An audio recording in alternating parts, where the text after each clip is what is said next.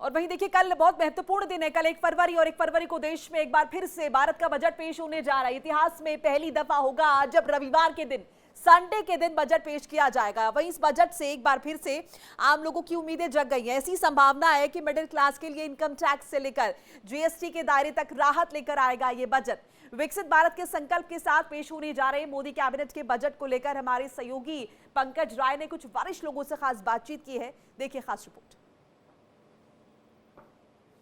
नया साल नई रफ्तार, बजट 2026 देगा विकास को धार।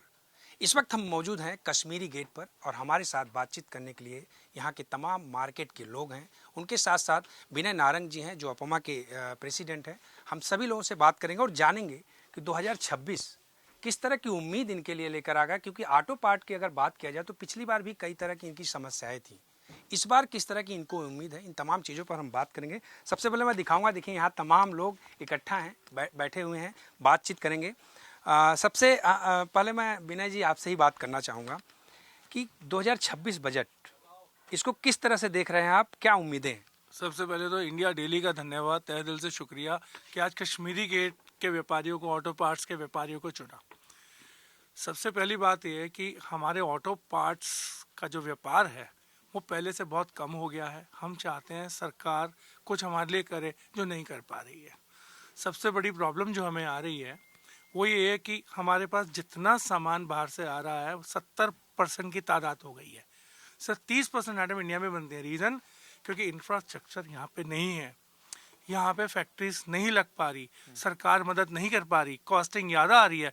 चाइना का सामान हम मंगवा रहे हैं, अब मानेंगे नहीं, कार में जितने स्विचेज हैं छोटी से लेके बड़ी तक आइटम सब चाइना में डेवलप हो रही है। सर मैं आपसे भी जानना चाहूँगा, आप सीनियर सिटीजन में हैं, आप व्यापारी भी हैं, आप किस तरह से इसको देखते हैं? और सबसे पहले आप अपना परिचय दें और अपने बारे में बताएं कि आप लोग इस बजट को किस तरह से देख रहे हैं। मैं अशोक मदान, अपमा ज्वाइंट ट्रेजरर। सीनियर सिटीजन की इतनी समस्याएं हैं जिसका आधा घंटा भी बोलता रहूं पूरी नहीं कर सकता मैं। सारी जिंदगी जो मिडिल क्लास का सीनियर सिटीजन है वो इनकम टैक्स पे करता रहता है, सारे काम करता रहता है, उसको लास्ट में कुछ नहीं है, लास्ट में कुछ नहीं है। वो हिंदुस्तान की जो वर्ल्ड का सर्वे है 60 से ऊपर 5% पब्लिक है और 70 के ऊपर 3 से 4% पब्लिक है। उनको भी सुविधाएं नहीं है, बल्कि हमारा जो सुविधाएं थी वो छीन ली गई हैं। जैसे रेलवे का हो गया, मेडिक्लेम हो गया, जो छोटी छोटी बचत की थी वो सारे सीनियर सिटीजन के लिए बड़ी समस्याएं खड़ी हो रही हैं। और सीनियर सिटीजन एक देश की जो जड़ होती है, ऊपर पौधा होता है, वो जड़ को ही काट रहे हैं। सरकार को चाहिए सीनियर सिटीजन की तरफ ध्यान दे कि जिस तरह से फैक्ट्रियां कम हो रही हैं, जिस तरह से लोग रोजगार करने से भाग रहे हैं, इस पर भी सरकार को फोकस करने की और सरकार को ध्यान देने की ज़रूरत है। क्योंकि आने वाले समय में ऐसा ना हो कि हम जिस तरह से, अगर देखा जाए एशिया की सबसे बड़ी मार्केट कश्मीरी गेट, यहाँ पर 65% जो है चाइना का पार्ट बिक रहा है। तो ऐसा ना हो कि 100% ये चीज़ें आ जाए और हम लोग किसी दूसरे देश पर डिपेंड हो जाए।